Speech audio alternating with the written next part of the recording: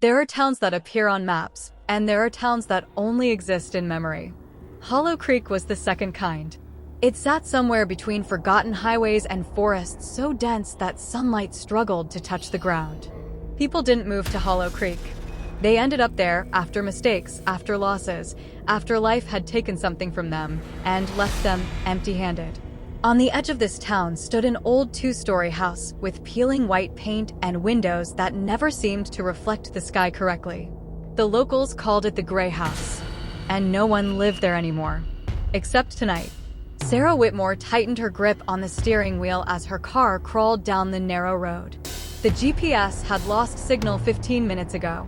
The radio crackled with static, voices almost forming words before dissolving back into noise. She hated silence. Silence reminded her of the hospital room, of the machines, of the moment when the beeping stopped. She swallowed hard and forced herself to breathe. Just one night, she whispered to herself.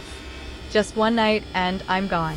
The house appeared suddenly through the trees, larger than she expected, darker than the photos online. Quiet countryside rental, perfect for writers. No neighbors. That was what the listing had said. Sarah parked the car. The engine shut off with a final tired cough. The forest went silent. Not peaceful silence. Listening silence. Part 2, A House That Remembers. The front door creaked open as if it had been waiting for her. Cold air rushed out, carrying the scent of dust, old wood, and something faintly metallic. Blood smells metallic, she thought, and immediately hated herself for it. The house was fully furnished. Antique furniture, family portraits lining the walls. But something was wrong. Every portrait had the faces scratched out. Not burned, not faded, scratched. Deliberately. Sarah's chest tightened. Okay, creepy choice of decor, she muttered, trying to sound brave. Her footsteps echoed unnaturally loud as she explored. The floors groaned beneath her weight, not in protest, but recognition. Upstairs, the hallway stretched longer than it should have. At the very end was a single door, painted black. Sarah reached for the handle. It was warm. She pulled her hand back like she'd been burned. A whisper drifted through the hallway. Sarah. She spun around. Nothing. Her heart pounded against her ribs. She told herself it was stress, grief, exhaustion. But deep down, she knew the truth. The house knew her name. That night, sleep refused to come. The bed felt too soft, like it was slowly swallowing her. At exactly 3:17 a.m., the knocking started. Not on the door. Inside the walls. 3 slow knocks. Pause. 3 more. Sarah sat up, her skin cold with sweat. Hello. The knocking stopped.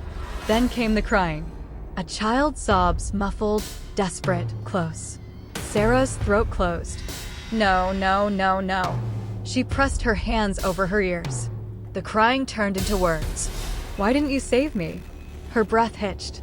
Tears streamed down her face. She knew that voice. She would recognize it anywhere. It was her daughter. Emily Whitmore had drowned 2 years ago. A lake. A picnic. One moment of distraction. One scream. Then silence. Sarah had blamed herself every day since. Now the house was forcing her to remember. The walls began to bleed, not red, but dark water, dripping slowly onto the floor. The bedroom door creaked open. A small figure stood in the doorway. Bare feet. Soaked dress. Hair clinging to her face. Mommy, the girl whispered. Sarah screamed. The figure smiled. And her mouth opened far wider than any human should. The lights exploded. Darkness swallowed the room. Sarah woke on the floor. Sunlight should have filled the room. It didn't. Her phone showed 3:17 a.m.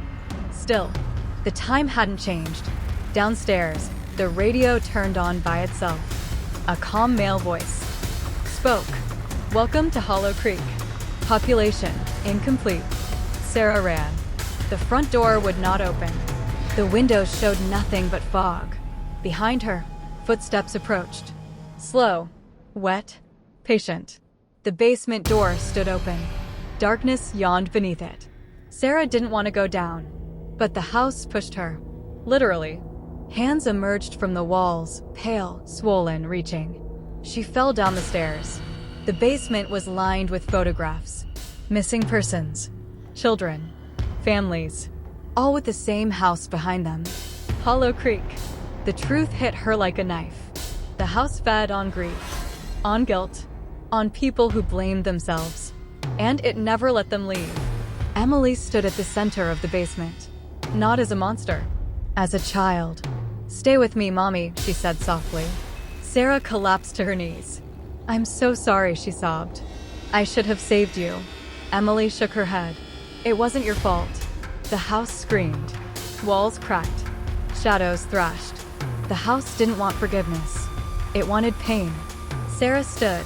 "No," she said firmly. "You don't get her." She hugged Emily. Light exploded through the basement. The house burned. Screams echoed from the walls as shadows dissolved into ash. Sarah woke up on the road. Morning sunlight warmed her face. The house was gone. Only Forrest remained. Her phone buzzed. A single notification. Voicemail received. She pressed play. A child's voice whispered gently, "Goodbye, Mommy." Epilogue: Some houses still stand. Hollow Creek is gone. But sometimes, when someone carries too much guilt, when grief becomes a home, a house appears, waiting, listening, and knocking from inside the walls. 3 times. If you like the video, please subscribe.